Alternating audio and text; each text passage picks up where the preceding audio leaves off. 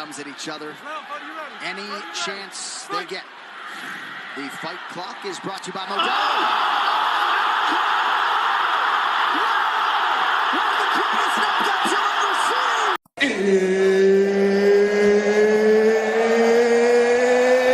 It's time for you to sit back, relax, and listen to a complete and fucking utter armchair expert give his completely and utterly useless opinions on the one hell of an amazing sport that is MMA. G'day, guys. So it is indeed that time of the month again. UFC 322 in Madison Square Garden in New York City. But first off, we need to talk about UFC 321 because what a chaotic ending that was, with Tom Aspinall being poked in the eye quite badly, or both eyes actually, I think it was, by Ciryl Gane, who John Jones can never pronounce his name right, Ciryl Gane or whatever he said. But anyway, so what a chaotic ending. The fight ended up being disqualified and Tom was pronounced the winner.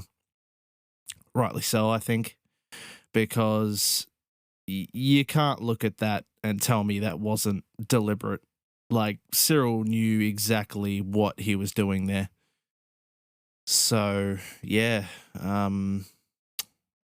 that was the ending. You do wonder, is Dana going to book the rematch soon? Because we've got a big card coming up in January, maybe February. We could at the latest. I'll talk about that card later on, actually. But because we have the White House card coming up, and yeah, Dana has been pretty steadfast that Jones won't be on it, but his mind can be changed, especially if Donald Trump, who we know John Jones is a fan of, demands that John Jones is on it, which would make sense. You know, he'd want an American at the White House. And what's a fight he would come back for? Because would he say yes to Tom Aspinall now after seeing that? Especially if it's on the White House? Maybe. But if the rematch happens and Ciryl Gane wins before the White House, you know John's going to rush back to try and get that belt back, and just to stick it to Tom Aspinall, really, more than anything. He probably won't even care about the money, but he's not getting that $30 million that he would have probably got against Tom Aspinall. So, yeah, I don't know what happens from here with regards to that, but that was the chaotic ending to UFC 321. Honestly, probably a good thing I didn't pay to watch it, because I would have been pretty thoroughly disappointed. So, yeah, anyway, guys, UFC 322. Jack Della Maddalena, Australia's own, versus Islam Makhachev from Madison Square Garden in New York City. God, it's crazy how the sponsor is. It's crazy how the sponsor is literally being included in the title now. V-Chain UFC 322. That is mental. It's actually being included in the title. Oh my God. But anyway, this is honestly a pretty stacked card, and we really should go down to the prelims to see if anyone's on it. As always, we're on the UFC website. God, Madison Square Garden, such an epic looking building. Oh my God. And it's got a lot of fight history there now.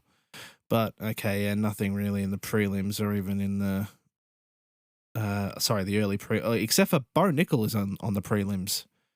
And he's the favorite against a Brazilian. I don't even want to try and pronounce his name. My God. But we get to the main card. Beneil Dariush is on it against Benoit Saint Denis. I swear they've fought already. Maybe it's a rematch, but Number 9 against number 13 in the lightweight division. The Frenchman is the favourite. Then we have Leon Edwards making his MSG debut against Carlos Prates in a welterweight division bout. Carlos is the favourite, surprisingly, the Brazilian. Sean Brady against Michael Morales, another welterweight bout, number 8 versus number 2. So you would think Sean Brady's probably next up. If he gets the win, he could be fighting Islam or JDM. But we get to the business end of the evening, as always. The women's flyweight title, Valentina Schevchenko versus one of my favourites, Zhang Weili. Valentina is the favourite, of course, being the champion, but not by much. Zhang Weili is not even ranked in the flyweight division because she is going up to try and win this belt, so she's not even ranked. But, of course, the main event of the evening for the welterweight division title, Della Maddalena against Islam Makhachev. I believe that's how you pronounce his name. Islam is the favourite, not surprisingly, and to be honest, I love JDM, but I would not be surprised if Islam wins because he's just that damn good, and he's been on creatine. I heard he's gotten way bigger, going up to 170, so he is going to be probably a very different man to the one that fought Volk. What was it?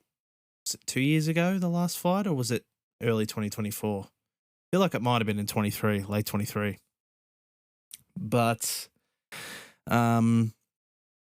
yeah, don't get me wrong. If JDM wins, I'm going to be singing "See Me Right Out of the Sunset on Your Color TV Screen." I won't sing anymore because I don't want to get copyright claimed.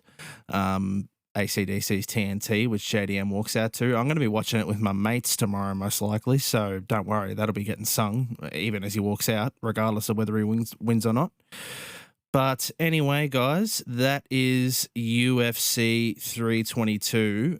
We're definitely living up to the MMA Quick Chat portion of our name because I've had quite a few short podcasts. But just to end the podcast off in December, to end the year, UFC 323,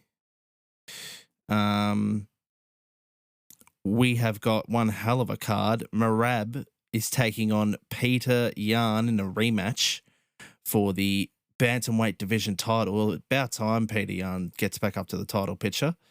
Yeah, he's obviously one of my favourites. I've talked about him before on the podcast. But Alexandre Pantoja is also on the card. Jan Blachowicz is on the card in a light heavyweight bout. Brandon Moreno is on the card. Yeah, that's a pretty good year-ender. 6th of December 25, or probably the 7th here, in the T-Mobile Arena in Las Vegas, Nevada. I always have to say it like that. But, yeah, just wanted to talk about that to end the podcast off. But anyway, guys, this is a stacked card, as they mostly are, the MSG cards in November, which seems to have become a tradition. God, I'm holding the podcast. I'm holding the mic. I told you guys last week we got a new mic. I'm holding it via the stand. I think that's a lot easier. But I hope you guys enjoy it, no matter where you're watching it from. Like I said, I'm watching it from a mate's house, just because we figure with JDM being on the card, any pub you go to will probably be packed. So we thought, why not watch it at a mate's house, pay for the fight, have a couple of beers. In the classic Australian way, mate. I haven't done that for a while, so it's going to be fun. But anyway, guys, hope you enjoy it, no matter where you watch it from. Let's go, JDM. And till next time, as always, catches.